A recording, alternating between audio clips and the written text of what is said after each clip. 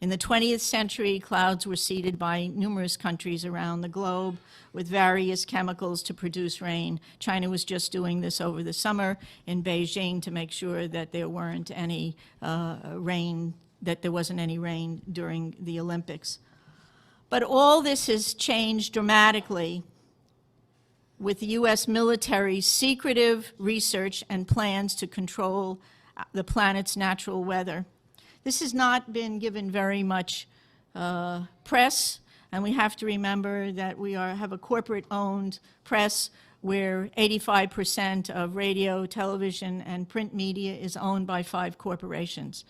So they're not going to talk about things that are of really serious consequence, and that's somewhat of the blessing, a mixed blessing of the internet, but there's certainly plenty of information on weather modification. The Air Force is on record as saying, quote, they want to control the weather by 2025, and we are not talking about just seeding the clouds for rain.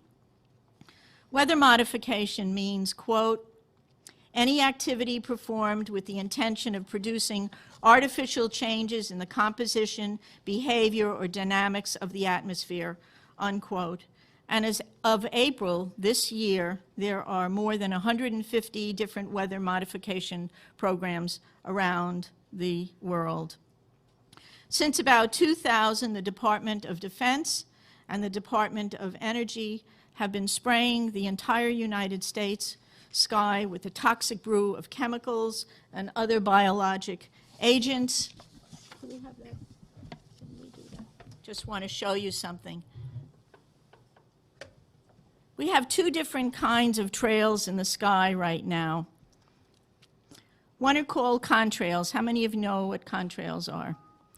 Contrails are what have been around from the ends of planes since World War II.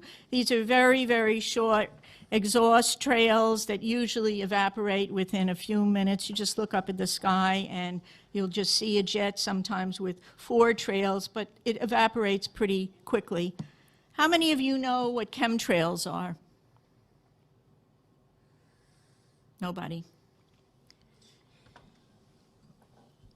The military and some commercial planes are spraying us with what are called chemtrails. I want you to look at the, and oftentimes before there's a weather front, there are heavy assaults from these planes just before a weather front is changed and comes in. Military and some commercial jets have been fitted with huge barrels of at least 49 different kinds of documented chemical poisons.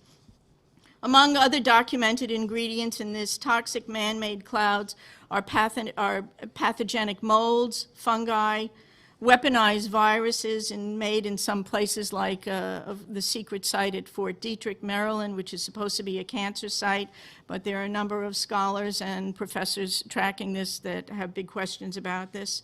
Barium and nanoaluminum particles. What do these do to the human body? Barium is an alkaline earth mineral. It was discovered in 1774. At low doses, it can act as a muscle stimulant. At high doses, it detrimentally affects the heart and the nervous system. Barium is toxic to all mammals, and that means not just humans.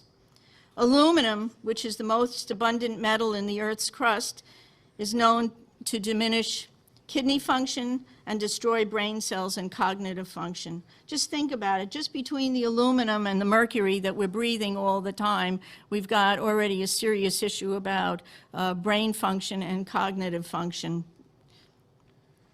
There is also documented evidence that the aluminum in chemtrails is released as nanoparticles, and that when they reach the Earth environment for wildlife, in lakes and streams, it's causing serious problems with wildlife there.